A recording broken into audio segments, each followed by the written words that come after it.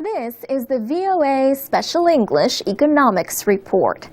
Americans gave about $290 billion to charity last year. That was $10 billion more than the amount of charitable giving in 2009. The estimates are from the Giving USA Foundation and its research partner, the Center on Philanthropy at Indiana University. Charities are nonprofit organizations that raise money to provide social services or other programs. Giving USA has been reporting on charitable donations since 1956.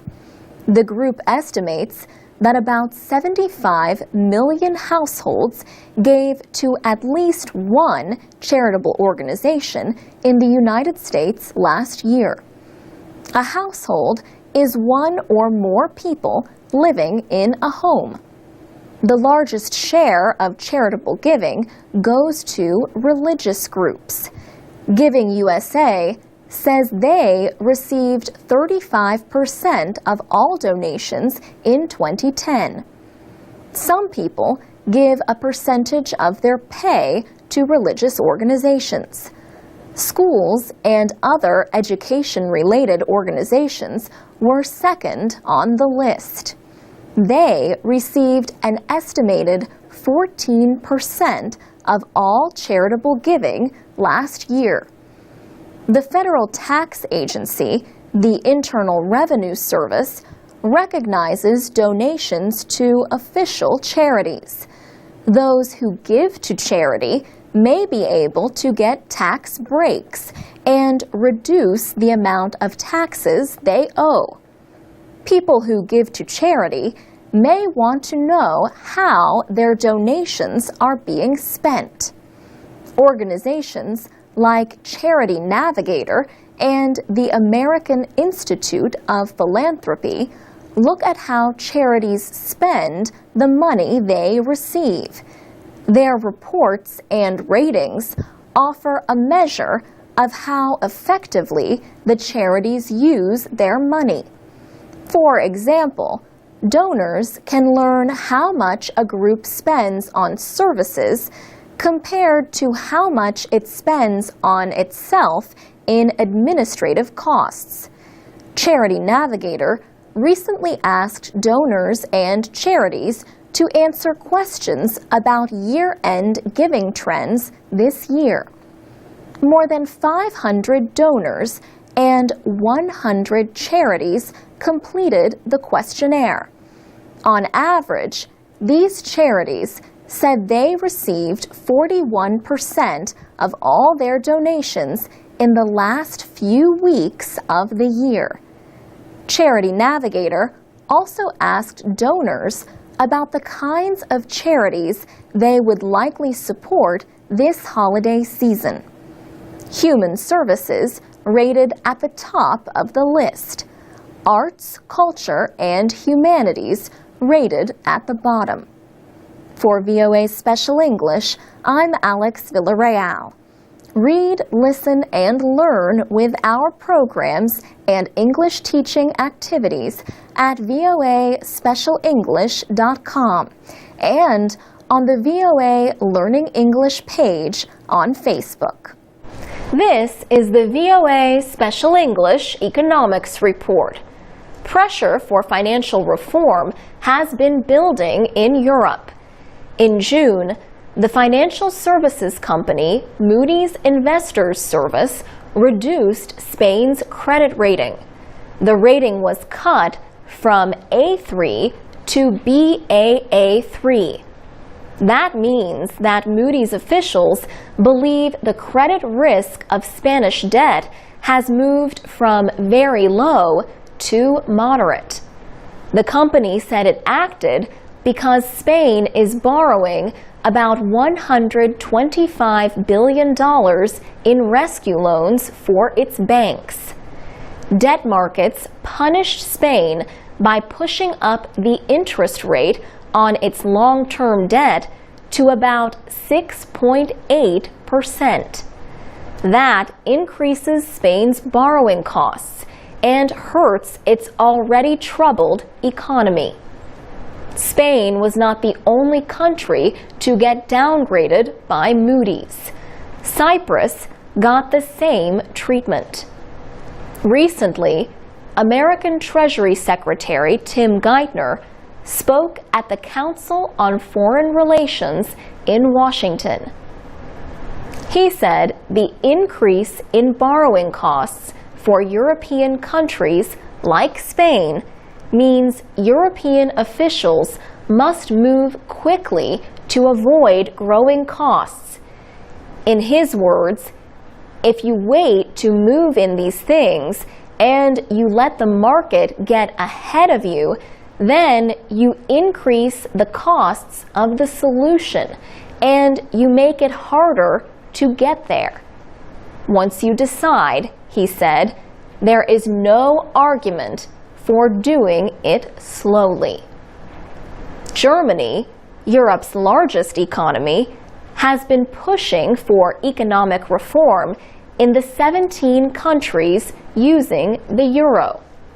But German Chancellor Angela Merkel has argued that her country is unwilling to put money at risk unless banking reform is enacted throughout the Eurozone.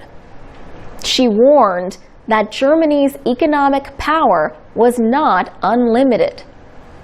In early June, the European Commission proposed steps toward a common banking policy. The proposals include empowering nations to intervene when their banks are in trouble. But proposed changes may also bar support for failing banks. Some European leaders are pressing for an expanded European bailout fund. Germany has resisted providing new financial resources. But details of any deal with big European economies have yet to be decided. Europe's financial crisis is likely to be a major international issue in the weeks to come. For VOA Special English, I'm Alex Villarreal. You can read, listen, and learn English with more stories about economics and other subjects at voaspecialenglish.com. This is the VOA Special English Education Report. Teachers and parents usually call attention to the pictures when they read storybooks to preschool children. But a new study suggests that calling attention to the words and letters on the page may lead to better readers. The 2-year study compared children who were read to this way in class with children who were not. Those whose teachers most often discussed the print showed clearly higher skills in reading, spelling, and understanding. These results were found 1 year and even 2 years later. Shane Piasta, an assistant professor of teaching and learning at Ohio State University, was an author of the study. She says most preschool teachers would find this method manageable and would need only a small change in the way they teach. They already read storybooks in class. The only difference would be increased attention to the printed text. Ms. Piasta says if you get children to pay attention to letters and words, it makes sense that they will do better at word recognition and spelling. But she says research suggests that very few parents and teachers do this in a systematic way. The report appears in the journal Child Development. More than 300 children aged 4 and 5 were observed in classrooms in Ohio and Virginia. The children came from poor families and were below average in their language skills. This put them at risk for reading problems later. For 30 weeks, the children took part in a program called Project STAR for Sit Together and Read. The project is based at Ohio State. It tests the short-term and long-term results of reading regularly to preschool children in their classrooms. Laura Justice at Ohio State says researchers think they understand how information about print is transmitted from the adult to the child. This knowledge can be gained by having focused discussions when reading a book out loud. Professor Justice says this intervention can help adults center in on the things that children need and want to learn. There are different ways that adults can talk to children about print. They can point to a letter and discuss it, and even trace the shape with a finger.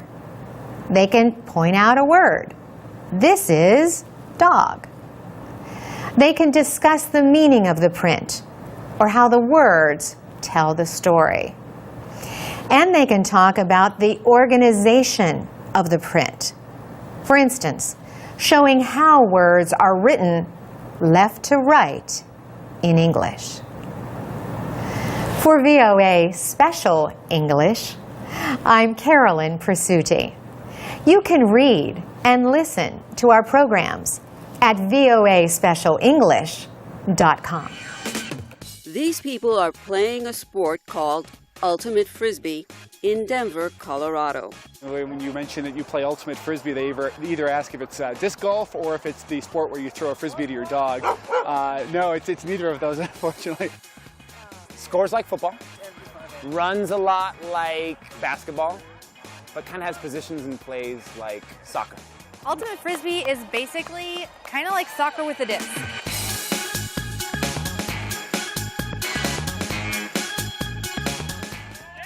There are no referees or judges in Ultimate Frisbee. Good game! With Ultimate, there's something called the spirit of the game. It is a self-officiated sport, so everybody's responsible for settling their own disputes on the field. You can cheer each other on. Even the other team congratulates you on good play, and that's the way it should be.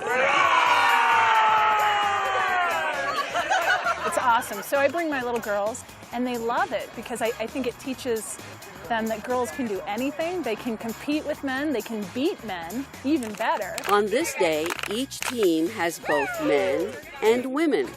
This is a co-ed sport. Every team has to have 3 of each gender on the field at all times. Age does not keep people from playing. I'm a 50-year-old guy, and I could come out here and play and still be competitive against younger people, and I get a workout that I can't make myself do other ways. I'm Milagros Ardeen. Wow. This is the VOA Special English Economics Report. Today, retirement can mean different things. For many Americans, it means the end of the money-earning part of their life and the beginning of a period of enjoyment. But retirement calls for planning and savings. In many countries, employers may offer some kind of retirement savings plan. The plan could be linked to the company's stock or to a managed investment service.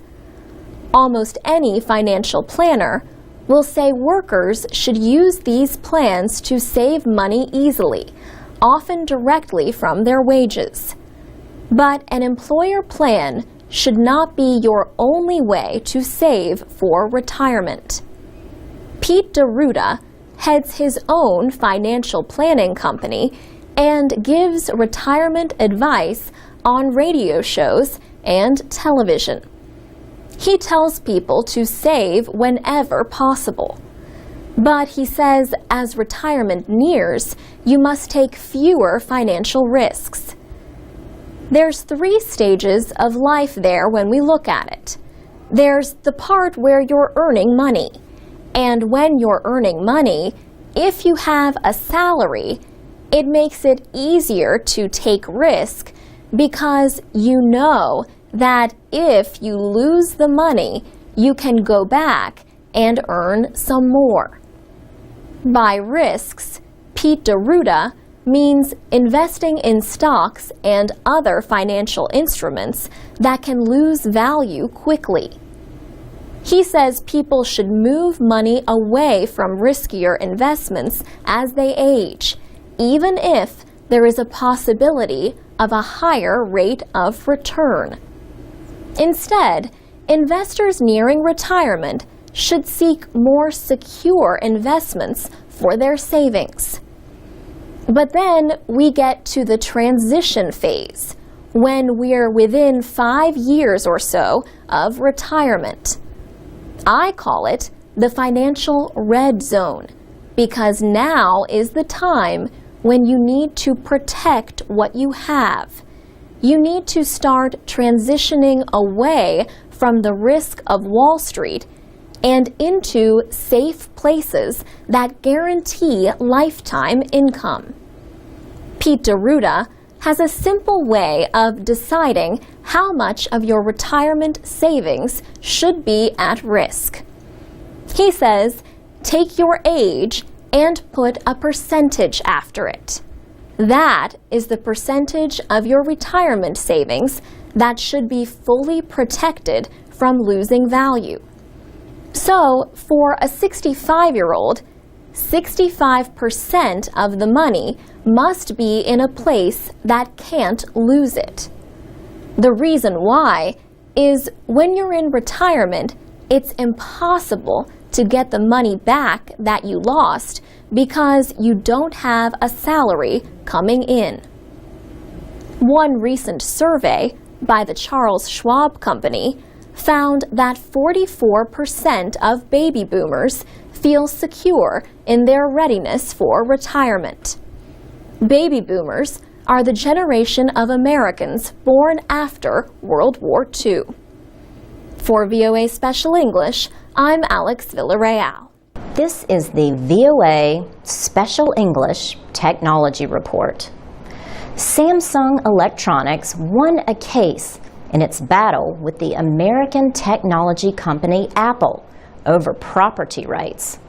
A court in Japan ruled in a case involving Samsung's Galaxy series of smartphones and tablet computers. A 3-judge panel in Tokyo said the products did not violate an Apple patent for organizing music and video on several devices. The court also ordered Apple to pay all legal costs related to the case. A patent is a property right given by a government. It keeps others from making, using, or selling an invention without the permission of the patent owner. But the case in Japan is just one of many in the worldwide legal battle between Apple and Samsung. In August, a jury in California found Samsung guilty of willfully violating several of Apple's patents. The jury ordered the South Korean company to pay Apple more than $1 billion. The patents include so-called utility patents for Apple's pinch-to-zoom and tap-to-zoom technology. They let users change the way things appear on the screen of their device. Included are design patents on the look and shape of the iPhone. Madhavi Sundar is a law professor at the University of California, Davis. She has also written a book called From Goods to a Good Life: Intellectual Property and Global Justice. She says issues involving design patents are complex. Madhavi Sundar says patents are meant to increase competition and support design and development. She sees a problem with Apple trying to say its designs are something only one company can have. She adds, it raises the real question of whether or not we should be protecting designs with patents in the first place. Madhavi Sundar says Apple built its computer company using the same methods that it is now opposing. Apple appears to be saying that no one else can use its methods. Madhavi Sundar says this goes to the heart of what innovation is about. Samsung said the California court's decision, in its words, should not be viewed as a win for Apple, but as a loss for American consumers. And the company told its employees that it would continue to fight until its arguments are accepted. But the dispute is far from over. On the day of the California ruling, a court in South Korea ruled that Apple and Samsung had violated each other's patents. For VOA Learning English, I'm Laurel Bowman. This is the VOA Special English Education Report. Imagine that you have lost your job. You could start a sewing business at home if you had a better sewing machine and a little money to advertise. But you cannot get a loan from a bank. In recent times, many people in similar situations have received loans from student microfinance groups. Such groups make small loans for business or personal use. 12 of the organizations are part of a national network called the Campus Microfinance Alliance. The Alliance provides financial aid, technical advice, and training programs for its member groups. Each group has between 10 and 70 volunteers, many of them college students. They have enabled hundreds of people across the United States to launch small businesses. Vanessa Carter is director of the Alliance. She says bad economic times have sped the growth of the college microfinance movement. This really got started because students were walking off campus. It was the height of the economic recession, and they were seeing boarded up businesses and the effects of high unemployment firsthand. In Iowa, a student microfinance group at Grinnell College helps people both locally and internationally. The group started in 2007. At that time, Grinnell student Jeff Raderstrong and some friends raised more than $600 from other students. The Saturday night Grinnell tradition of missing a meal to help others enabled the group to make loans through the international microfinance organization Kiva.org. The Social Entrepreneurs of Grinnell, SEG, was launched. Later, SEG moved toward making loans directly to international partners. But as time passed, the group started helping people in Iowa. Jeff Raderstrong remembers how that developed. It sort of really quickly became clear that there was a lot that we could do in the community, in the Grinnell community. Because, you know, the town itself, there is some wealth, but there is a lot of poverty. And it is a lot of rural poverty. Mark Root Riley was another early member of SEG. He says the group recognized that small targeted loans at 0% or low interest could help local residents. SEG money has helped people make car payments so they can get to their jobs. It also helped patients in need of temporary housing near the medical center where they receive treatment. For VOA Special English, I'm Carolyn Prasuti. Get more news and learn English at voaspecialenglish.com.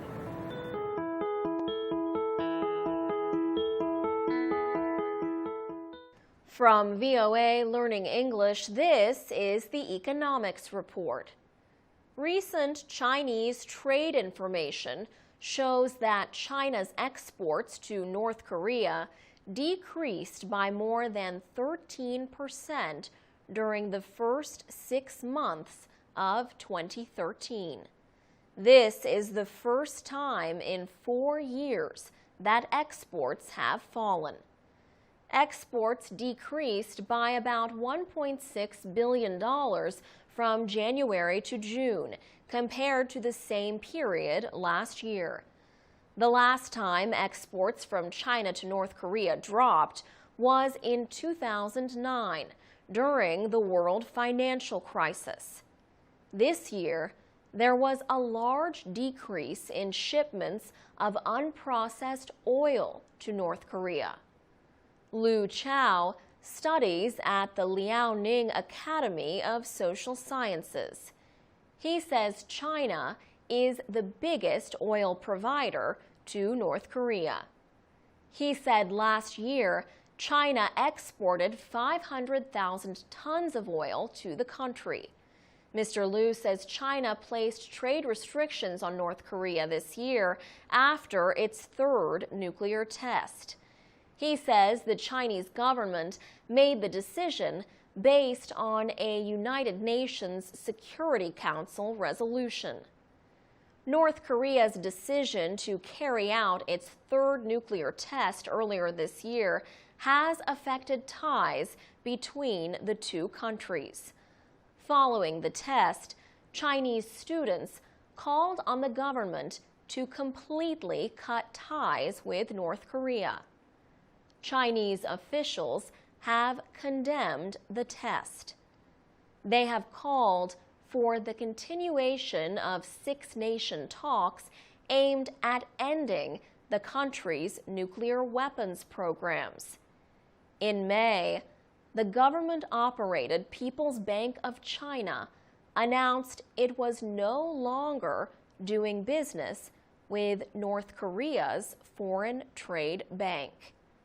Recently, officials from the United States and South Korea met. They announced their plan to continue placing restrictions on North Korea and to seek more assistance from China in the process. For VOA Learning English, I'm Alex Villarreal.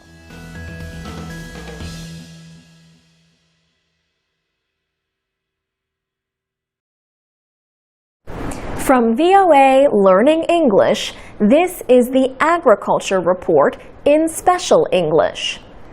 The pressure to feed Asia's growing population has led to dangerous levels of overfishing near Pacific coastlines.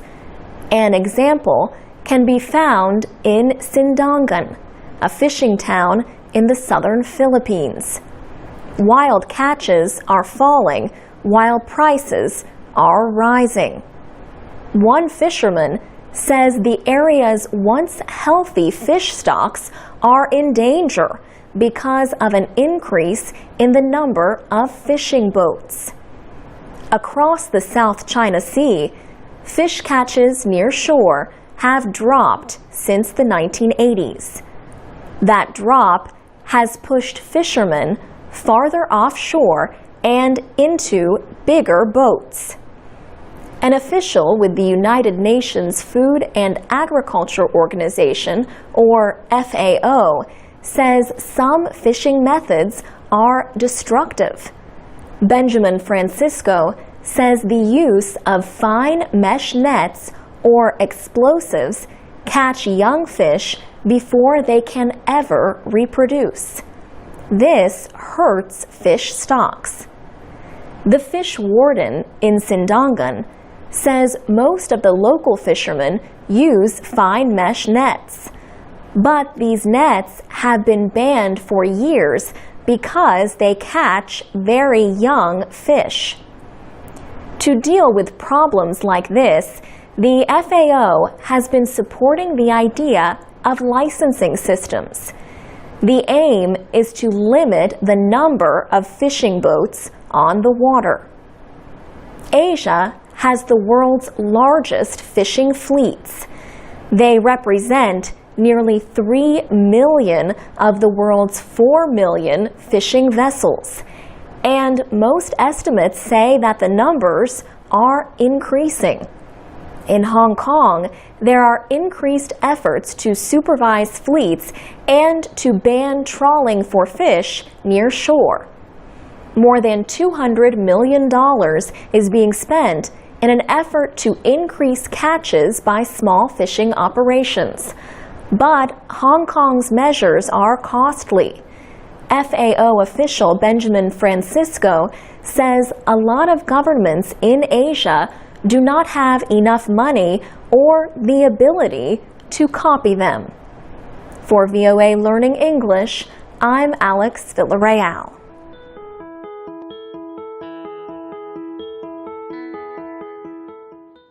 From VOA Learning English, this is the Agriculture Report.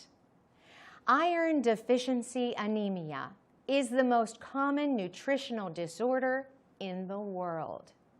People with the condition do not have enough red blood cells. As the name suggests, iron deficiency anemia results from a lack of iron. The World Health Organization says half the pregnant women and about 40% of preschool children in developing countries are not getting enough iron.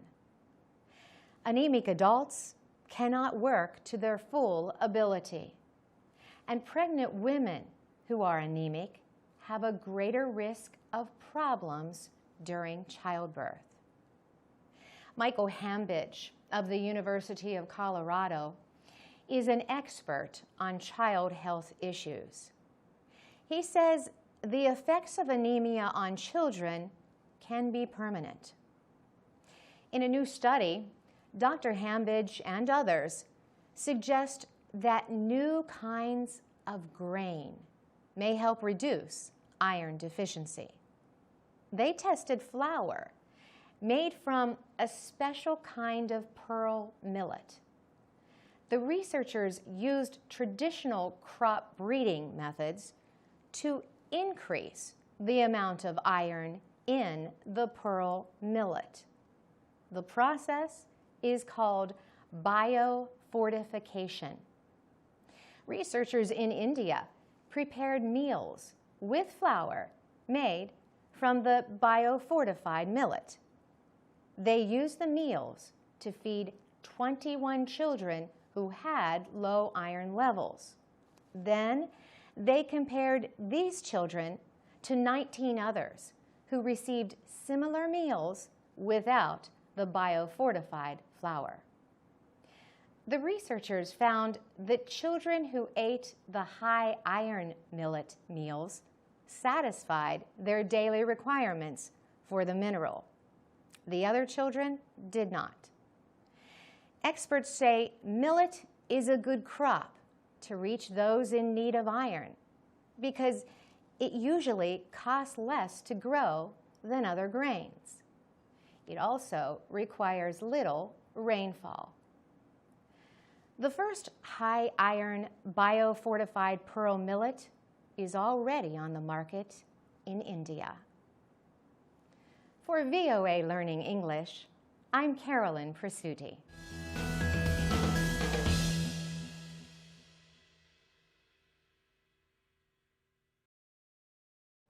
This is the VOA Special English Education Report. A study in Norway has found that students who stayed in school longer than others their age scored higher on intelligence tests. In the 1950s, the government began requiring students to attend school until the age of 16 instead of 14. Communities had almost 20 years to make the change. So some students went to school for 7 years, while others went for at least 9 years. This difference gave researchers the chance to see if the additional schooling had any effect on intellectual development.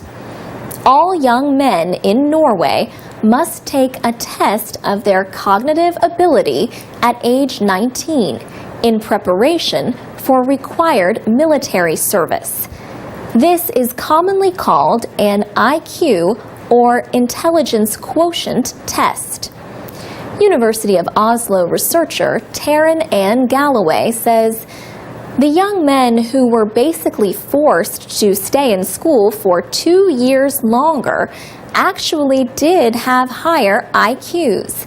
So based on that, we were able to say that increasing compulsory schooling did actually have an effect on their cognitive abilities as measured at 19 years of age.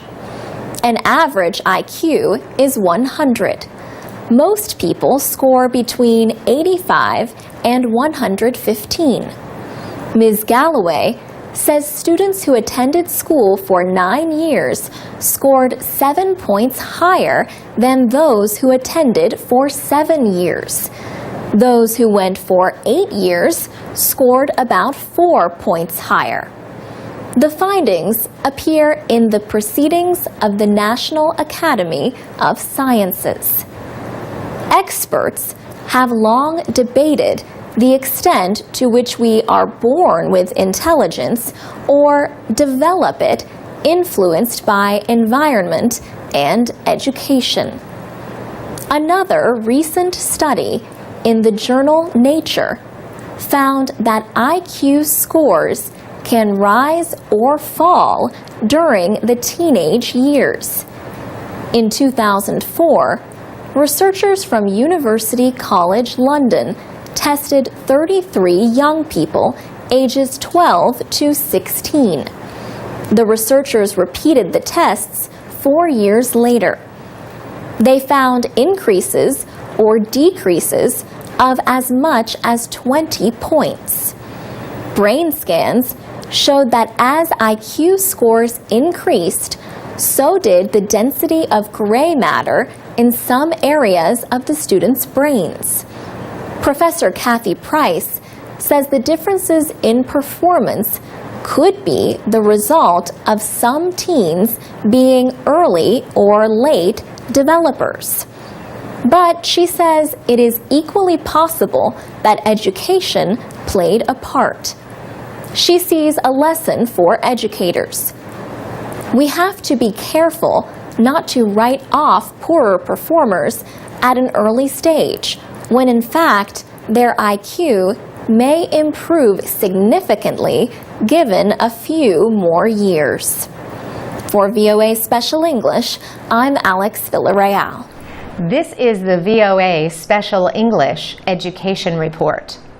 Conflicts around the world are keeping tens of millions of young people from going to school. Many have physical or emotional injuries that make it hard or even impossible for them to learn. Later this year, UNESCO will release its 2012 Education for All Global Monitoring Report. UNESCO is the United Nations educational, scientific, and cultural organization. The yearly publication is part of a global campaign to provide primary education to all children within the next 3 years. The report documents the situation in countries that have made the least progress toward the Millennium Development Goals. These goals require universal primary education and equality for boys and girls in schooling by 2015. Pauline Rose is the director of the report. She says at last count, in 35 conflict-affected countries, there were 28 million children out of school. In some countries, schools were not even accessible in conflict zones. There are no teachers, and the schools are sometimes attacked. The Geneva Conventions bar the targeting of public places like schools and hospitals. In some cases, schools are targeted because they represent the government. In other cases, schools are targeted for religious or political reasons. Pauline Rose points to Afghanistan, where militant groups have attacked girls' schools to keep girls from getting an education. In other parts of the world, schools are often caught in the crossfire of violence. Conflicts also put girls and boys at risk of sexual violence and of being forced into war. Under international law, refugees are the only displaced people with a guaranteed right to education. But that guarantee often means little. Last year, Pauline Rose visited camps in northern Kenya that shelter more than 250,000 refugees from Somalia. She says half the children have no access to school, and there are classes of over 300 children.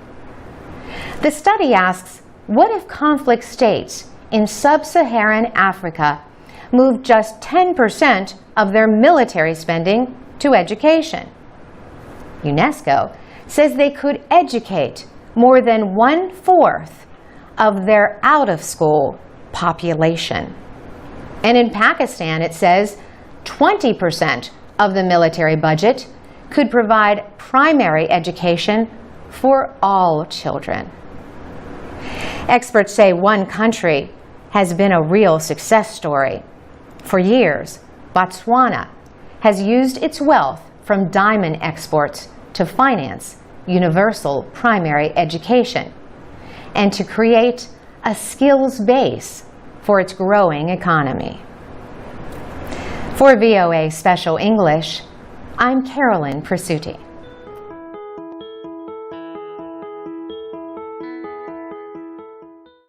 From VOA Learning English, this is the Economics Report.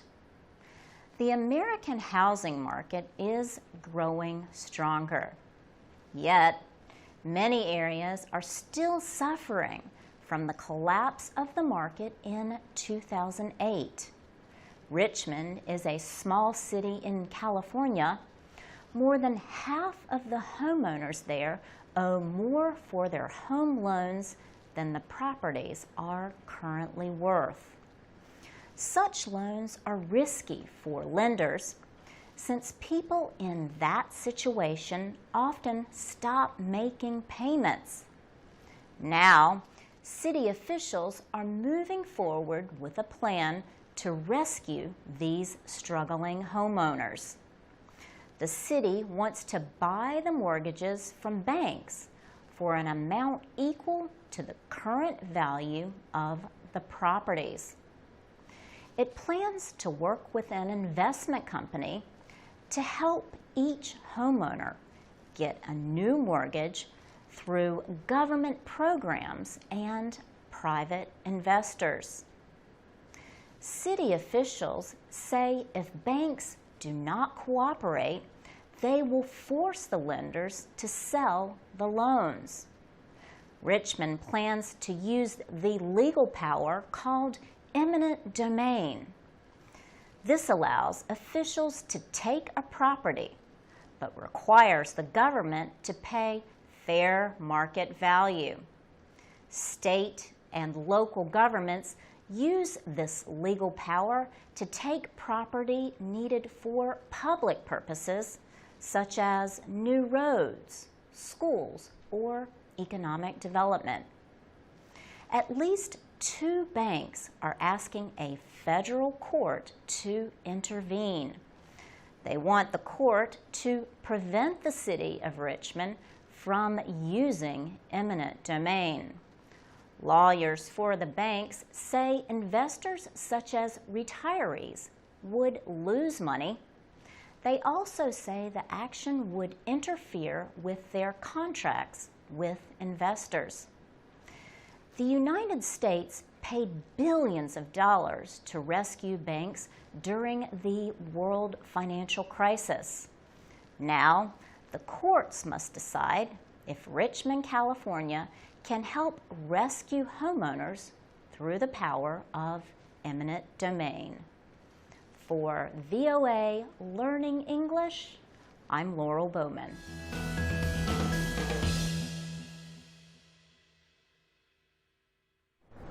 From VOA Learning English, this is the Economics Report in Special English. Levels of corruption like bribery, abuse of power, and secret dealings are still very high in many countries. Transparency International has released its yearly Corruption Perceptions Index. The Berlin-based group rates 176 countries and territories with a number from 100 to 0. Bigger numbers are better. The index measures the perceived or apparent level of corruption in a country. The group uses information from the African Development Bank, the World Bank, and the World Economic Forum. Corruption takes many forms. Transparency International calls it the abuse of entrusted power for private gain. One common form is bribery, the use of money or gifts to persuade another person to do something wrong or illegal. Corruption is not easy to measure because it is secretive. But the World Bank has estimated that about $1 trillion in bribes are paid every year worldwide. Stealing public money is another form of corruption. Huguette Labelle is chair of Transparency International. She says the problem of corruption affects millions of people and limits their ability to get essential services like water, education, health, and licenses. A group of small developed nations scored highest on the new list. Denmark, Finland, and New Zealand received a rating of 90. Among large nations, the United States rated 73, while China rated 39. The countries with the greatest perceived level of corruption on the list are Somalia, North Korea, and Afghanistan, with scores of 8. Robin Hodes directs research at Transparency International. She says Transparency International needs evidence about how corruption works and needs to know where to target the reforms needed to promote accountability and integrity. The perceptions held by experts, businesses, and organizations are important. The World Bank notes that countries showing improvements had greater foreign investment and economic growth. For VOA Learning English, I'm Carolyn Presutti. From VOA Learning English, this is the Technology Report in Special English. The shock of Superstorm Sandy exposed problems in New York and other areas hard hit by the storm. Sandy struck the northeastern United States in October, leaving hundreds of thousands of people without electricity. Officials blamed Sandy for over 100 deaths and more than $50 billion in property damage. The storm left about 8 million people without power for days. This included nearly 5 million people in New York State and New Jersey. Sandy flooded parts of New York City's subway system, and it affected other transportation. It delayed fuel trucks, resulting in long lines at gasoline stations. New York Governor Andrew Cuomo said Superstorm Sandy showed there were problems with New York's infrastructure. He said the failure of the city's public utility system is of real concern. He said the systems were built at different times and some need to be upgraded. The storm has led to calls for power companies to bury more electrical lines underground. But at least one expert says that did not help New York. Otto Lynch is with Power Line Systems in Wisconsin. He said New York lost power because power lines were underground. He said that means problems are harder to find. Otto Lynch is also a member of America's Infrastructure Committee at the American Society of Civil Engineers. The group released its last report on the nation's infrastructure in 2009.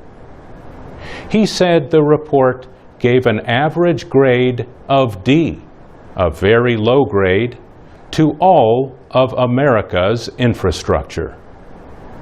For VOA Learning English, I'm Mario Ritter. This is the VOA Special English Technology Report. A talking kitchen teaches students how to cook French and speak French. Researchers at the Newcastle University in Britain have developed the French Digital Kitchen. Professors Paul Seedhouse and Patrick Oliver led the project. Professor Seedhouse says it works like a satellite navigation system in a car. The sat-nav speaks to you, and it tells you, for example, to turn left. And if you turn left, then it continues with the program. If, for example, you turn right, then it's a mistake. So it loops back and gives you further instructions. The kitchen equipment and tools use motion sensor technology, similar to the Nintendo Wii game system. The sensors help a computer guide the students through instructions in French. The system can tell whether you've done what you were asked to do or not. So let's say, for example, the system tells you to take some butter and cut it with a knife. The sensor in the knife not only knows that the knife is moving, but it also knows what motion the knife is making. Students can ask the computer to repeat the instructions or translate them into English. There are vocabulary lessons before and after the cooking. Professor Seedhouse became interested in the idea after he visited a talking kitchen designed for a different purpose. It was actually for communicating with people who suffer from dementia. It can tell them, for example, that they've left the oven on. He says the French Digital Kitchen turns the process of learning language into a real-life experience. But the idea, known as task-based language learning, required a few changes as the researchers were designing the system. For example, if they had a sink full of water, as soon as people finished cooking with an instrument, they would throw it into the water. And for us, that's deadly, because the digital sensors were immediately ruined.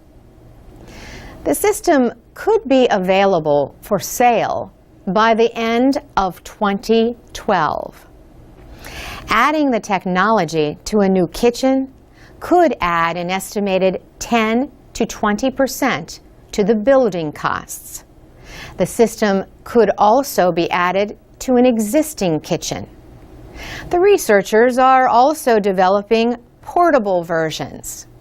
And the European Union has given them money to begin programs in 6 other languages, including English, Italian, and Spanish.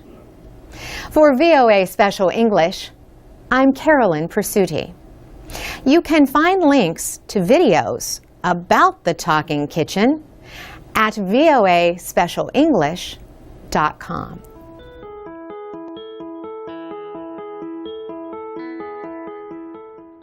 From VOA Learning English, this is the Education Report. Students at St. Louis University have launched weather balloons into the sky above the city of St. Louis, Missouri. The United States Space Agency, NASA, is paying for the project to measure ozone gas. It is part of a study to learn more about air pollution and our climate. The students are getting the opportunity to carry out a real scientific experiment. They used a laptop computer and a radio receiver outside the St. Louis Science Center to communicate with data gathering devices on the balloon. Before launch, the students tested all the instruments and attached them to the weather balloon filled with helium. Gary Morris is a professor at Valparaiso University in Indiana. He is the lead trainer for the nationwide study. The professor says NASA wants more information on ozone because of how it affects our atmosphere. High above the Earth, in the stratosphere, the ozone layer keeps harmful ultraviolet radiation from reaching the ground. But in the lower atmosphere, emissions from cars and other sources like petrochemical plants form ozone pollution and smog. They cause unhealthy air conditions that affect breathing. Jack Fishman leads the ozone study at St. Louis University. He says new requirements that decrease pollution have lowered ozone levels in American cities.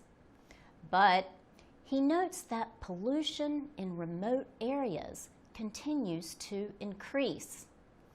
He blames industrial activity in East Asia for that pollution.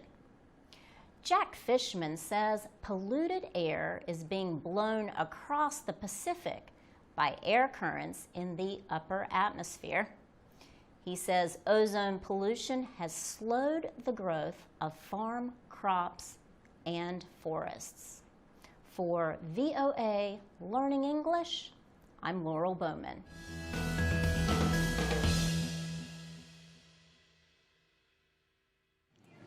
Okay, I'm called from Austria, from Afghanistan. Okay, and what's your name? If you can give us your name. Yeah, my name is Masood. Great, thank you for calling, Masood. Do you have any questions for us in regards to learning English or practicing your English? Because from learning to practice in English. Question. No. Okay, I have one question. Yes? How can I learn easy English? Because that's $1 million question. Yeah, easy. It's not easy. From internet. No, I know it's not easy. Language is not easy, but what's the way that I learn easy? Well, normal, not so. It helps that you are practicing like this right now. The more you practice with people, the better you will get. Yeah, it's better if I talk with people. And Austrian language is also not English, but I learn English in Afghanistan. I think my English is not better. If I some a mistake, I'm sorry, but You're doing very good job and you're speaking very well. Yes, you are. Thank you very much, but I think my speaking is not good. Just I solved my problem. Well, helping, good, like practicing with individuals who speak English is always helpful. I know speaking and reading and writing is completely different, but when I was learning English as a child, it really helped me to read a lot. I read a lot of books. It does help. Mm-hmm. Simple books, children's book. It didn't have to be anything big or very, had a lot of words. It was simple children's book I would read all the time, and it really helped me with my English. And I know with others, it has helped them a lot as well. Yeah, reading helps a lot with vocabulary. Yeah, and then you can try it out in conversation. Yeah, thank you very much. My brother is also in America. If I talk with my brother, he said to me, talk in English. I want to test your English. Well, that's perfect. Yeah, that is if perfect. I talk with my brother, he say your English is like not perfect, not very good, just normal. You can solve your problem. I say you live in America, I live in Austria. It's different. No, but definitely take the opportunity to practice with him all the time, as much as you can. Even if you think it's not perfect, just speaking helps a lot. Yes, I agree. Yes. Yeah. Thank you very much. And also we have, I'll send you the link in inbox. We have our Learning English department here at Voice of America who provide a lot of good materials to practice. Absolutely. So you can go on that website and learn more and get more materials. We're just talking to people about how they learn English and how they practice English. Well, well, we live in London. Now we are going to college. Our English is quite better, quite good. And how long have you guys been living in London? We're here for 4 years, I think. 4 years? Okay. And what do you guys study? Oh, well, I'm studying science, and he's studying English. Okay. And what are you hoping to do with that? With science? What do you want to do with that in the future? Well, I have planned to study biomedical science. You know biomedical science. So how you said you're studying science, and so you already know English quite well. Is that right? Yeah, my English is quite well. Yeah, and your friend, you said he's studying English. Yeah, no, I just study IT course, but I finished improving my English now. So next year I'm going to study IT course. Okay, great. And how do you practice English? Do you practice English with your friend or with people you meet? Because I went to school, so I've been in school for 1 year. So after that, they put me in college because I finished my school year 11. So now I'm going to college for the moment. So I finished my entry 3. Great. Now I'm going to college. They said to me, you have to do level 1 IT course. So I choose my level 1 IT course. So I'm going to do that for 2 years now. Oh, that's great. Were you studying any English in Afghanistan at all? Never. Never? Yeah, but he did. You did? I did, but not a lot. I did just, just in Afghanistan, there's one subject English in all the school. There's maybe there's 12 subjects, one subject English. That's not good enough to learn English. How do you study your English? Where did you learn your English? I just learned my English in school and also in Azraq English Language Institute. Great. When did you start learning it? How many years have you been studying? If you're asking the real question, so I started my English in the Taliban regime when I was in third class of the school. So I was in Paktia province, I was learning there. So after that I was learning something in school and also in Azraq Institute. Yeah, and how do you practice your English? I don't have any practice now. Just I'm working with foreign people, so this is the cause that my English is going to be proceed, and I'm promoting my English by speaking with them, and they are asking questions from me, and I'm responding to them. This is why that sometimes I'm not good English. My name is Alam Khan. I'm basically from Afghanistan, from the Ghazli province, but right now I'm living in United States since last 6 months. So I would like to say a warm hello to both of you, especially to your dear guest. Hi, Maria. Hi. Thanks for calling. Thank you. Nice to meet you. Yeah. You too. Nice And to meet you. what state are you calling us from? I'm living in Virginia, so I'm calling you from Virginia. Oh, wow. You're really close to us right here. Yes, about 20 miles. That's right. Well, what are you doing now? It's I don't have any job here, but today I called you to ask some questions from Miss Maria because I'm trying to learn it and I'm trying to improve my English. Okay, no My problem. English is so weak, so I didn't attend any classes in my country and not here. I think I am not allowed to attend any class, but in my country I don't attend any class. Here I am trying to learn some things from internet, especially to follow some websites. So that is why I called you today to ask you if is it possible to give me some website address to improve my English, to study more, to know about movies, public speech, and something else like that. There's so much. There's so much. But VOA has a lot of material if you've looked on their website. And also there's another one that's called americanenglish.state.gov. There's so many resources. Thank you for calling us on Talk to Us Afghanistan with Nargis and Maria. Hi. Yeah, good. And what part of Afghanistan are you calling us from? From Kabul. From Kabul. Capital of Afghanistan. Great. And do you have any questions for us that we may help answer you today?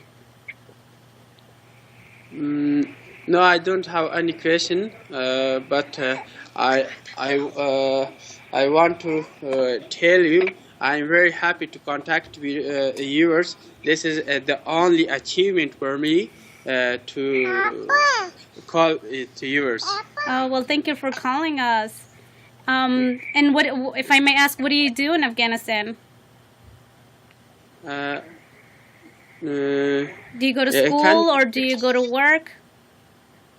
Yes, I work with a private organization here in Afghanistan, in Logar province, for the post of monitoring and evaluation officer in Logar and Wardak provinces. I see you're speaking English pretty well. How do you practice?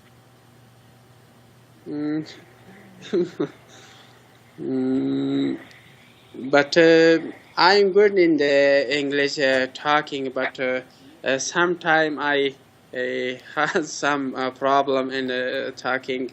Oh no! Well, you're speaking. You're doing a very good job. You're doing very well. How do you practice your English? Like, how did you learn English, and how do you, on a daily basis, practice it? I don't study any course of English, but the only I learn from my parents in the office. Wow, that's great. So tell us how you practice your English. Yes, I practice my English with a teacher. It's called Paul. He is living in America, and I study my English and I practice my English via internet. Oh, that's great. That's yeah, perfect. that's a great source to use. And I know a lot of people don't know about it, but that's there's a lot of things you can do through the internet to practice and learn English. Yes, the website is Learn Real American English and Learn Real English. This is two websites that every day I practice my English. Oh, that's great. Via this website. So are you only learning English, or in Austria are you speaking? Yes, Australia, but unfortunately we haven't had Dutch course. In this case, I did not learn in a Dutch course in a Deutsch up to now, but I can speak Dutch, but not too much. From VOA Learning English, this is the Technology Report in Special English. Tokelau is a group of small islands in the South Pacific Ocean. Officials now say they have become the world's first territory totally powered by the sun.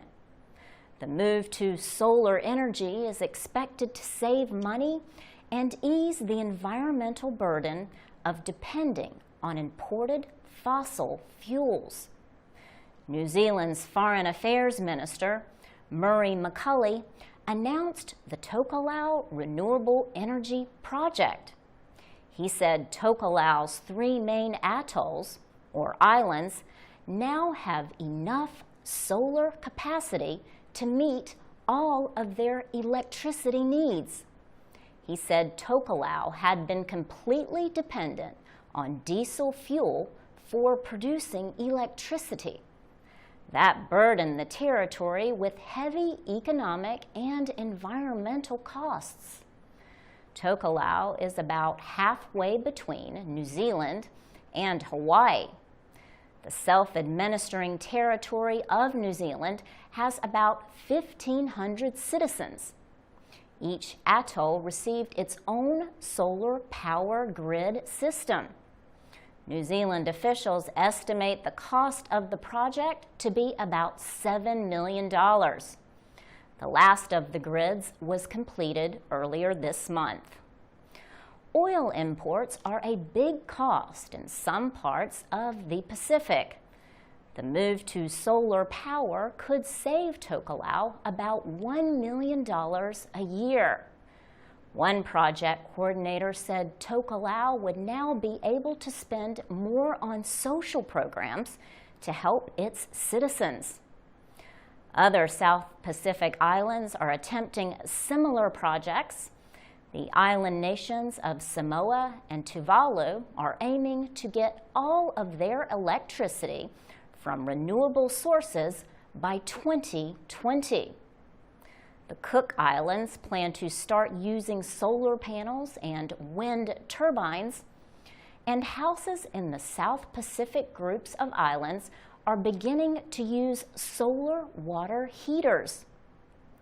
New Zealand's Foreign Affairs Minister adds that his country will hold a Pacific Energy Summit in March next year. For VOA Learning English, I'm Laurel Bowman.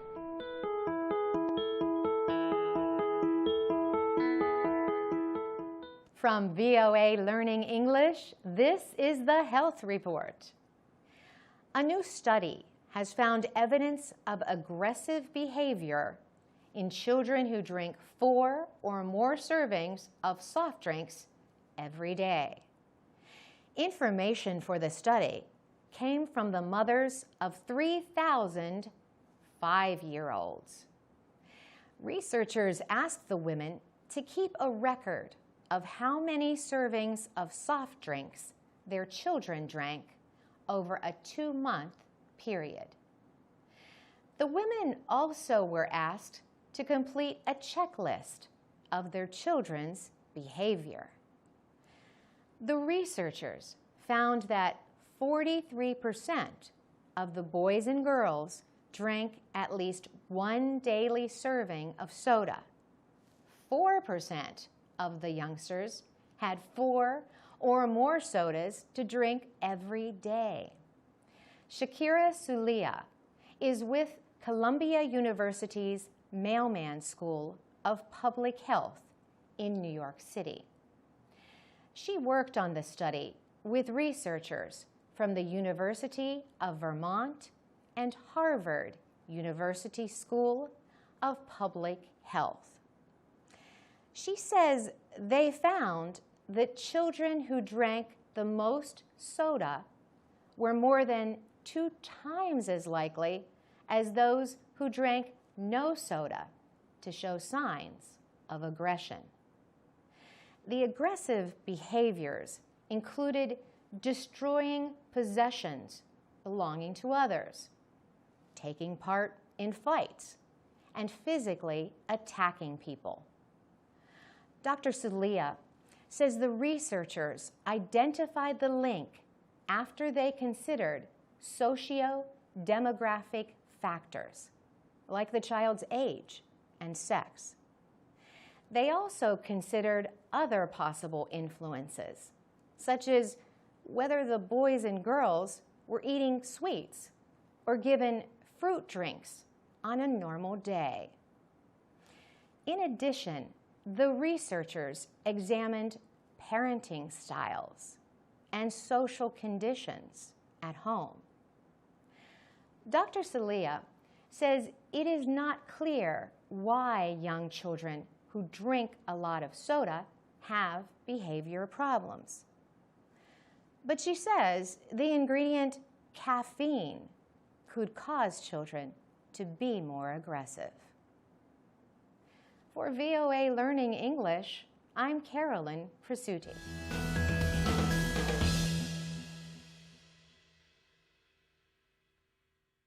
This is the VOA Special English Economics Report.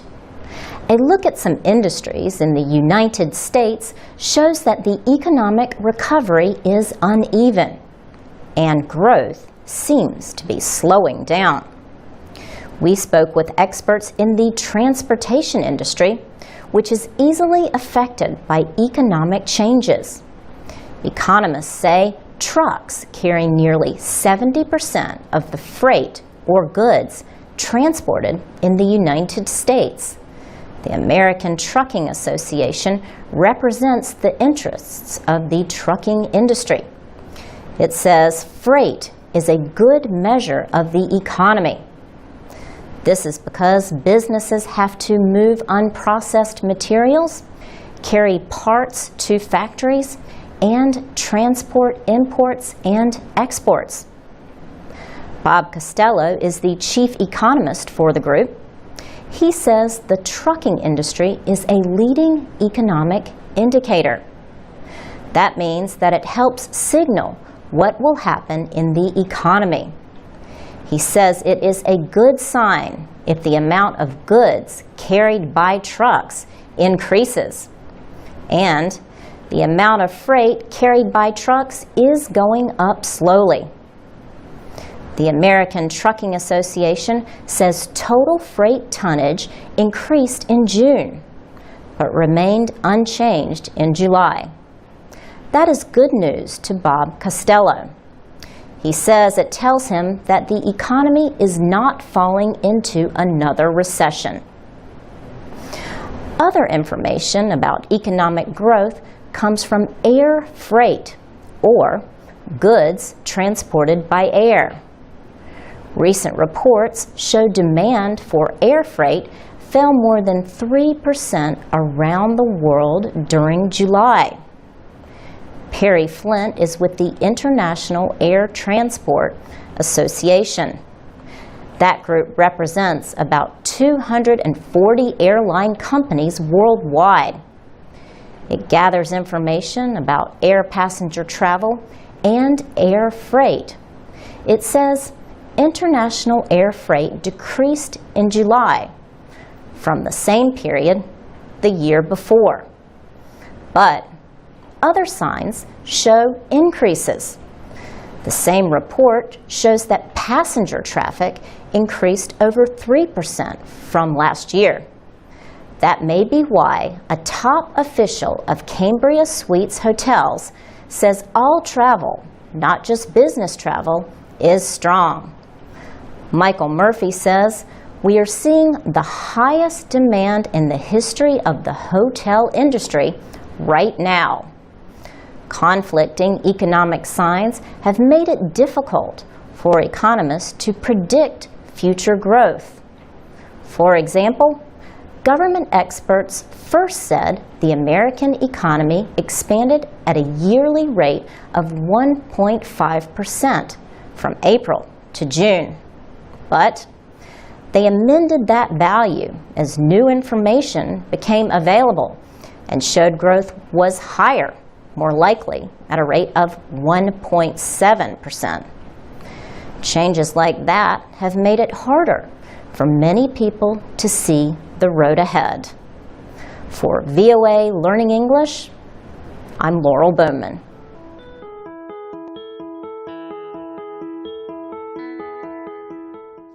From VOA Learning English, this is the Technology Report.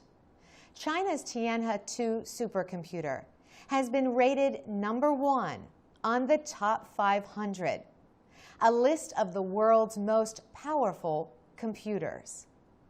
Experts measured the supercomputer's performance at 33.86 petaflops, or quadrillions of operations per second.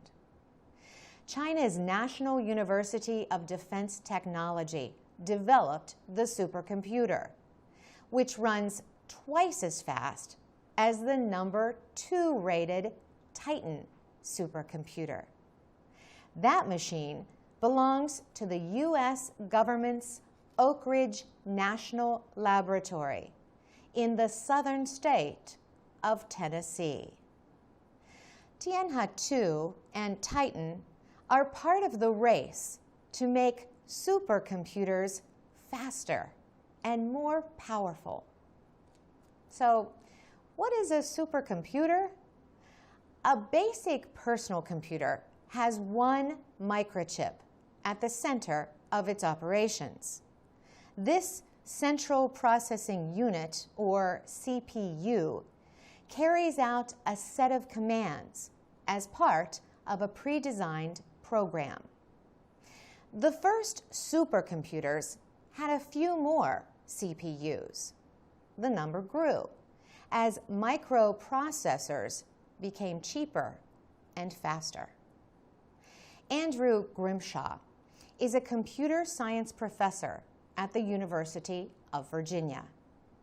He says many supercomputers today are called parallel machines. Instead of one CPU, they have thousands. These parallel machines are made up of many individual computers called nodes. They are positioned in one block. They use a lot of power, create a lot of heat, and require huge cooling systems. They also use programs different from the ones used by ordinary computers.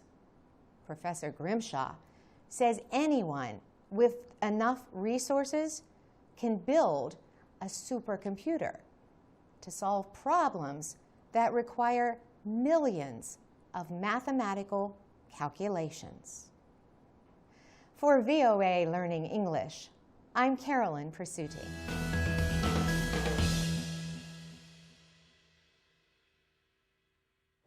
This is the VOA Special English Agriculture Report. Old properties and empty lots in cities and towns around the United States are finding new life as urban farms. Echo City Farms in Edmonston, Maryland is located near shopping centers, car repair shops, and homes. The neighborhood is a working-class community. People do not have very much money, and they have limited access to fresh food in markets. Over the past 2 years, the farm has attracted volunteers from the community, like Marcy Clark. She schools her 4 children at home. On a recent day, she brought them to Echo City Farms for a lesson.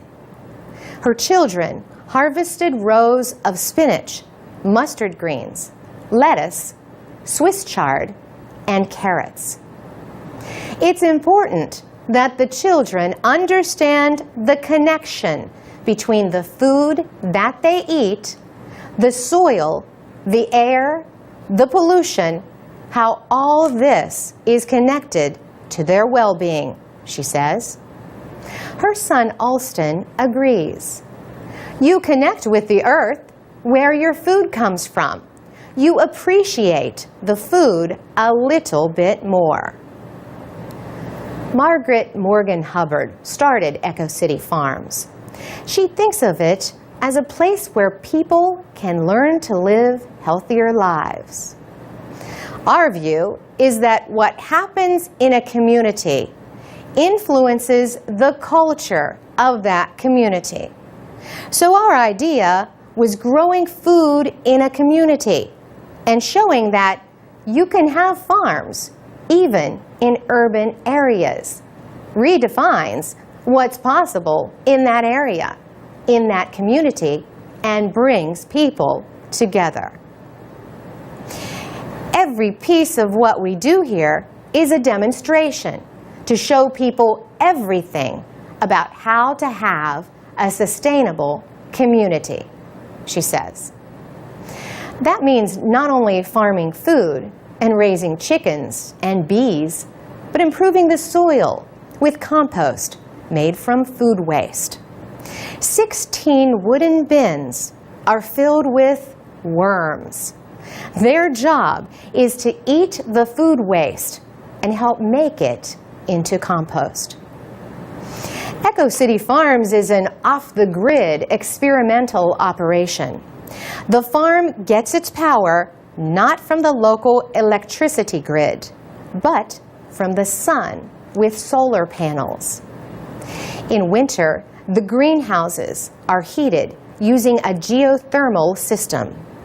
Buried tubes pump air at underground temperatures, 13 degrees Celsius, into the structures. Vegetables can be grown all year. So once a week, all winter long, neighbors can come to the farm and pick up a share of the harvest. For VOA Special English, I'm Carolyn Presutti. You can find 2 videos about Echo City Farms, including one about the composting worms, at voaspecialenglish.com. This is the VOA Special English Economics Report. Representatives of the International Monetary Fund and the World Bank met in Washington in late April. This was the last time Robert Zoellick attended the spring meetings of the 2 organizations as the World Bank president. Earlier, Jim Yong Kim was officially chosen as the bank's 12th president. Mr. Zoellick said developing countries are now engines of growth. Developing countries have provided 2/3 of global growth over the past 5 years, he said. But he added that many developing nations still face big problems. He said all members need to work together better for their common interest. The United States traditionally chooses the World Bank head, and Europe chooses the IMF chief. But developing nations want more influence. The World Bank is a development agency. The IMF supports monetary cooperation and provides loans. IMF chief Christine Lagarde announced that the fund had received promises of over $320 billion to help nations in trouble. She also said developing nations need to do more to support their emerging markets. They, too, have to address some of their issues, she said. They, too, have to be very attentive to a volatile market situation. And that means, for some of these emerging markets, refocusing on their domestic growth. Ms. Lagarde said emerging markets need to work toward growth and building demand. But that requires resources. 2 issues are access to banks and safety nets. The World Bank says 3/4 of the poor have no access to banks. That means no savings in their communities to finance growth. The problem is greater for women. Poor women are 28% less likely to have bank accounts than poor men. Social programs are also needed.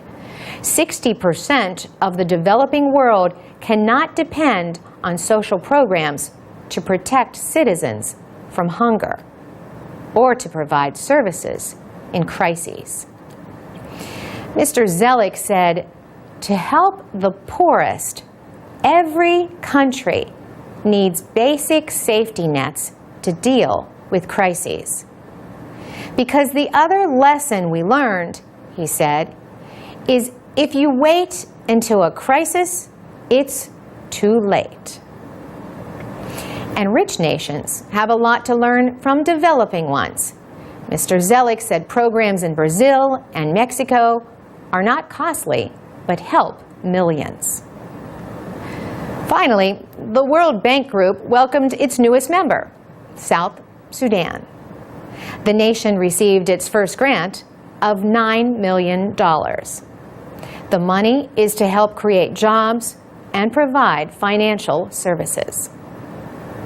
For VOA Special English, I'm Carolyn Presutti. From VOA Learning English, this is the Economics Report in Special English. The American economy improved in 2012, but the rate of growth remained low.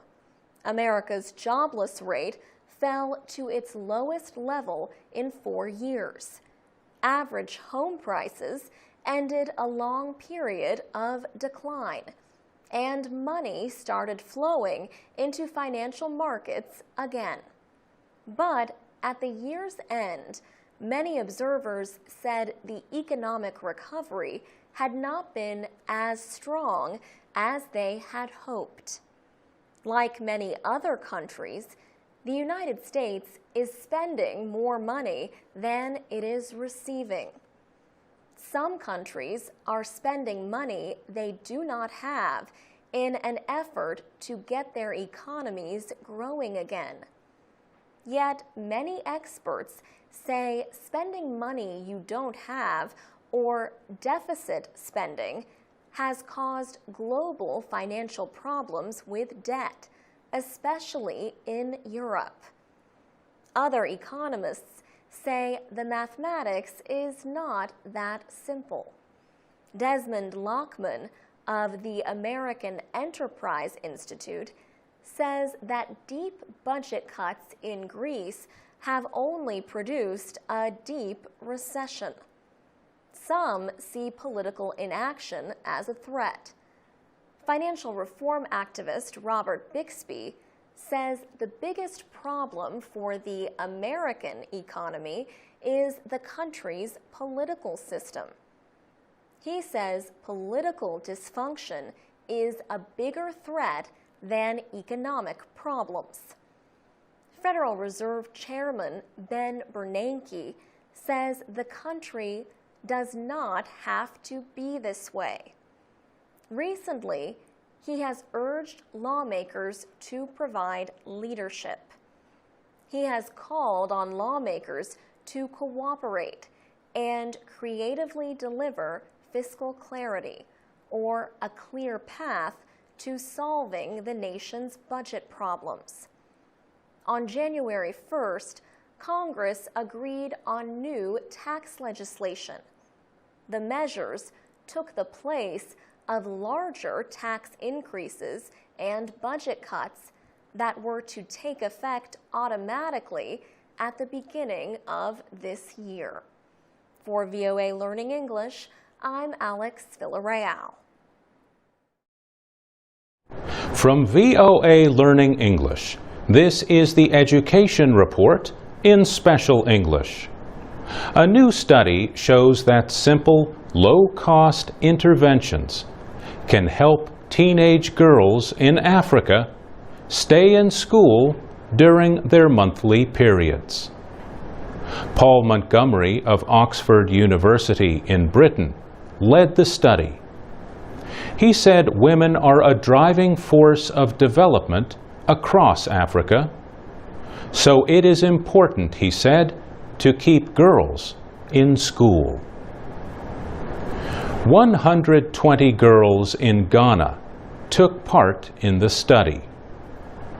Their average age was 16. They attended 3 secondary schools in urban areas and 1 in a rural area. In the study, girls at 2 of the schools received free sanitary pads and lessons on puberty. Their attendance increased by an average of 6 days during a 65-day school term. The puberty lessons included information about personal care during menstruation. The girls also learned about the biology of their developing bodies and about pregnancy. At the 3rd school, the girls received the lessons, but not the free pads. Attendance by these girls also improved about the same amount over 5 months. At the 4th school, the girls did not receive the pads or the lessons. That group showed no improvement in school attendance. Paul Montgomery says the girls in the study had several reasons for missing school during their monthly bleeding. A majority expressed embarrassment about the changes in their bodies. Paul Montgomery says the interventions might not only keep girls from missing school, but also reduce teen pregnancies. The Public Library of Science published the study in its journal PLOS One. A larger study is taking place in Uganda until 2015. For VOA Learning English, I'm Mario Ritter. This is the VOA Special English Education Report. Thousands of protesters, including teachers, students, parents, and pro-democracy activists, marched in Hong Kong in late July. They were protesting a plan to teach Chinese patriotism classes in Hong Kong schools. Organizers said 90,000 people marched to the government headquarters, but police gave a lower estimate of 32,000. The Hong Kong government says the classes are meant to build Chinese national pride. The government plans to require the classes in elementary schools starting in 2015. But the government is urging schools to voluntarily launch the program when schools reopen this September. The curriculum includes a teaching booklet called the China Model. It praises the one-party rule of the Communist Party. However, it says nothing about the crushing of pro-democracy protests in Beijing in 1989. Ting Qing Chan has been teaching primary school for 38 years. He says he was not persuaded by the booklet. I don't even believe the content myself, so it's difficult to teach my students, he says. Chan Ye-long, a 9-year-old student in the march, said, China wants to unify Hong Kong. Our next generation only knows how great China is, but not the bad stuff. Protester Paul Young, a parent of 2 children, says he worries that too much one-sided education is not good for the mental development of young people. The protest was another sign of public concern about what critics see as the Chinese government's interference in the former British colony. Britain returned Hong Kong to China on July 1st, 1997. China promised to let the territory largely govern itself. This year, more than 100,000 people joined a pro-democracy march on July 1st. It was the largest such gathering in 8 years. Many of the protesters demanded that the city's new leader resign. Lang Jun-ying took office earlier that day. He was chosen by a mostly pro-Beijing committee. Willie Lam is a China specialist in Hong Kong. He says people in Hong Kong have lost trust in the Hong Kong government. He says they are afraid the administration of Lian Jun-ying will take orders from Beijing to support the Communist Party and not spread knowledge of China in a fair way. To read, listen, and learn English, go to voaspecialenglish.com. You can also find our caption videos at the VOA Learning English channel on YouTube. For VOA Special English, I'm Carolyn Persutti. This is the VOA Special English Education Report. Thousands of protesters, including teachers, students, parents, and pro-democracy activists, marched in Hong Kong in late July. They were protesting a plan to teach Chinese patriotism classes in Hong Kong schools. Organizers said 90,000 people marched to the government headquarters, but police gave a lower estimate of 32,000. The Hong Kong government says the classes are meant to build Chinese national pride. The government plans to require the classes in elementary schools starting in 2015. But the government is urging schools to voluntarily launch the program when schools reopen this September. The curriculum includes a teaching booklet called the China Model. It praises the one-party rule of the Communist Party. However, it says nothing about the crushing of pro-democracy protests in Beijing in 1989. Ting Qing Chan has been teaching primary school for 38 years. He says he was not persuaded by the booklet. I don't even believe the content myself, so it's difficult to teach my students, he says. Chan Ye-long, a 9-year-old student in the march, said, China wants to unify Hong Kong. Our next generation only knows how great China is, but not the bad stuff. Protester Paul Young, a parent of 2 children, says he worries that too much one-sided education is not good for the mental development of young people. The protest was another sign of public concern about what critics see as the Chinese government's interference in the former British colony. Britain returned Hong Kong to China on July 1st, 1997. China promised to let the territory largely govern itself. This year, more than 100,000 people joined a pro-democracy march on July 1st. It was the largest such gathering in 8 years. Many of the protesters demanded that the city's new leader resign. Lang Jun-ying took office earlier that day. He was chosen by a mostly pro-Beijing committee. Willie Lam is a China specialist in Hong Kong. He says people in Hong Kong have lost trust in the Hong Kong government. He says they are afraid the administration of Lian Jun-ying will take orders from Beijing to support the Communist Party and not spread knowledge of China in a fair way.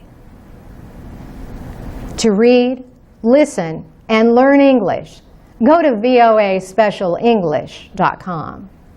You can also find our caption videos at the VOA Learning English channel on YouTube. For VOA Special English, I'm Carolyn Presutti.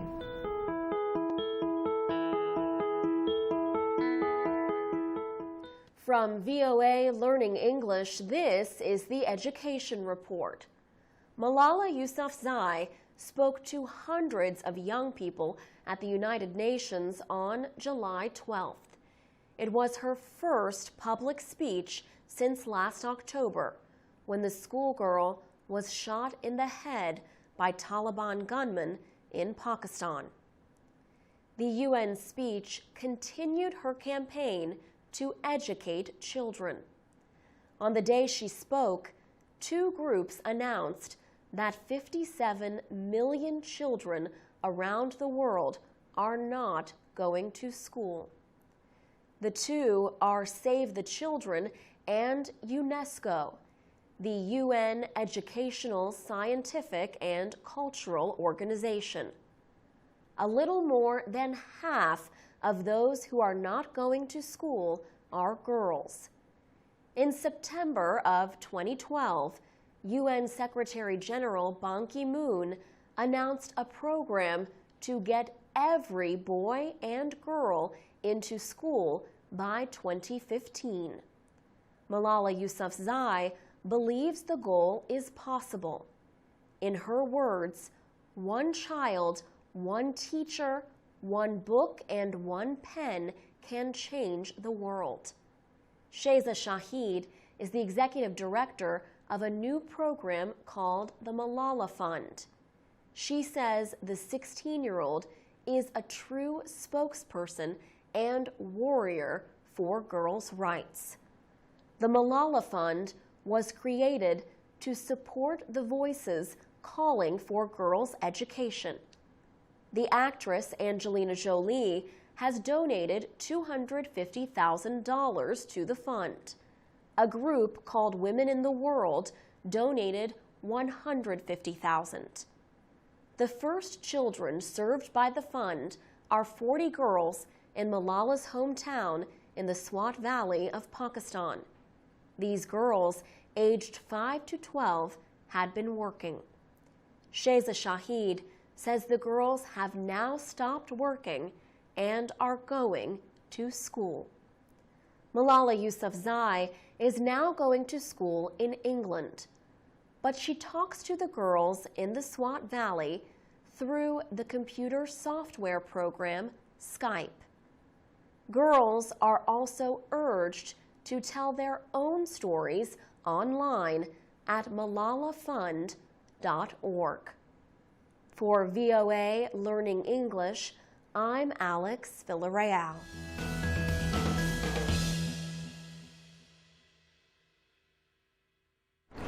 This is the VOA Special English Education Report.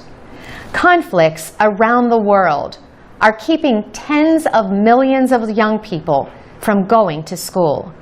Many have physical or emotional injuries that make it hard or even impossible for them to learn. Later this year, UNESCO will release its 2012 Education for All Global Monitoring Report. UNESCO is the United Nations educational, scientific, and cultural organization. The yearly publication is part of a global campaign to provide primary education to all children within the next 3 years. The report documents the situation in countries that have made the least progress toward the Millennium Development Goals. These goals require universal primary education and equality for boys and girls in schooling by 2015. Pauline Rose is the director of the report. She says at last count, in 35 conflict-affected countries, there were 28 million children out of school. In some countries, schools were not even accessible in conflict zones. There are no teachers, and the schools are sometimes attacked. The Geneva Conventions bar the targeting of public places like schools and hospitals. In some cases, schools are targeted because they represent the government. In other cases, schools are targeted for religious or political reasons. Pauline Rose points to Afghanistan, where militant groups have attacked girls' schools to keep girls from getting an education. In other parts of the world, schools are often caught in the crossfire of violence. Conflicts also put girls and boys at risk of sexual violence and of being forced into war. Under international law, refugees are the only displaced people with a guaranteed right to education. But that guarantee often means little. Last year, Pauline Rose visited camps in northern Kenya that shelter more than 250,000 refugees from Somalia. She says half the children have no access to school, and there are classes of over 300 children. The study asks, what if conflict states in sub-Saharan Africa moved just 10% of their military spending to education? UNESCO says they could educate more than 1/4 of their out-of-school population. And in Pakistan, it says 20% of the military budget could provide primary education for all children. Experts say one country has been a real success story. For years, Botswana has used its wealth from diamond exports to finance universal primary education and to create a skills base for its growing economy. For VOA Special English, I'm Carolyn Presutti. This is the VOA Special English Education Report. South Korea's education system is highly respected, but there are concerns that academic dishonesty could harm its image in the world. That dishonesty includes cases of falsified research. And in recent months, 2 South Korean lawmakers have faced accusations that they copied work for their doctoral dissertations. Of course, problems like these are not limited to South Korea. In April, Hungary's president resigned after a university withdrew his doctoral title. A committee found that most of the pages of his dissertation on the modern Olympics were either direct translations or showed partial similarity to other works. Mr. Kim is a graduate student at Korea University who asked to be identified only by his family name. He attended schools in the United States and says Americans seem to understand that claiming other people's work as their own is wrong. He says Koreans may not yet have a well-established understanding of plagiarism and whether plagiarism is acceptable or not. A VOA reporter asked South Korea's education minister, Lee Ju-ho, how seriously he takes the problem. Mr. Lee said the problem is not as bad as it used to be. Still, he says, he wants to put more effort into eliminating plagiarism. Mr. Kim, the graduate student, says current efforts to educate college students about plagiarism are not very effective. But he says British and American professors who teach at South Korean colleges are helping to fight the problem. For example, he says one professor at his graduate school found a student plagiarizing and automatically gave that student a 0. Ian Ja is a professor of ethics education at Seoul National University of Education. He says the training should start in elementary school.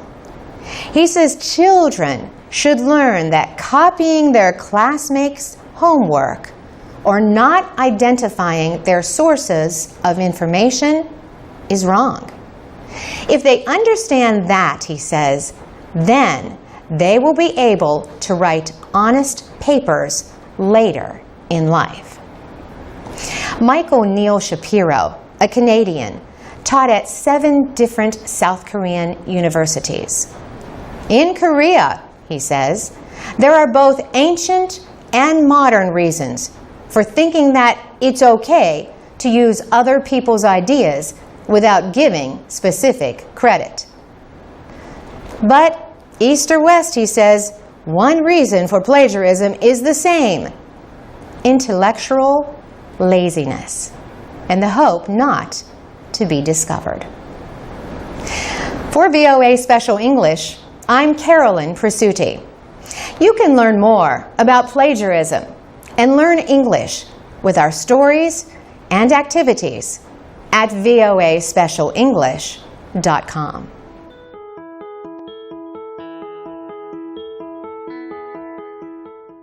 From VOA Learning English, this is the Education Report. Many Syrians are trying to study overseas while a civil war continues in their country. Thousands of Syrian university students sought help when they learned there was money to help them continue their education. Leen Al-Zabak is with Jusur, an organization for Syrians living overseas. Jusur joined with the American-based Institute of International Education to create the Syria Consortium for Higher Education in Crisis. More than 40 universities in the United States and Europe agreed to provide emergency aid to Syrian students and professors. Each university decides which students to accept. Universities in the consortium are supporting 70 students right now. One member of the consortium is American University in Washington. It is supporting a Syrian graduate student and a faculty member in the university's School of International Service. Daniela Kayast is the vice president of the Institute of International Education. She expects there will be aid opportunities for 600 Syrian students during the next few months. She notes that a former president of Portugal, Jorge Sampaio, launched a scholarship program called the Global Platform for Syrian Students. He created the program because of Portugal's history of educating Jewish refugee children during World War II. The Institute of International Education also has a Scholar Rescue Fund for university professors and researchers in any country in crisis. This year, the fund found places for 30 Syrian scholars in 5 countries. All of the scholarship programs may be found online at iie.org. For VOA Learning English, I'm Alex Villarreal.